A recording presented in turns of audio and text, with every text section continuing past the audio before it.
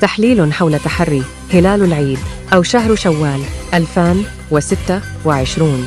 وفق الحسابات الفلكية، سيحدث الاقتران الفلكي بين الشمس والقمر يوم الخميس 19 من مارس 2026 على 2:23 بعد الزوال بتوقيت تونس، وهو ما يمثل بداية الدورة القمرية الجديدة وميلاد القمر الجديد.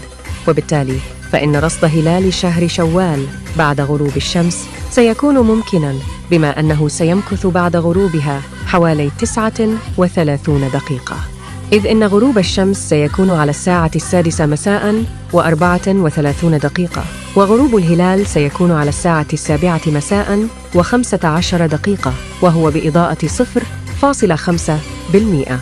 ويبقى الإعلان الرسمي عن موعد عيد الفطر من اختصاص مفتي الجمهورية. عيد سعيد، وكل عام وأنتم بخير.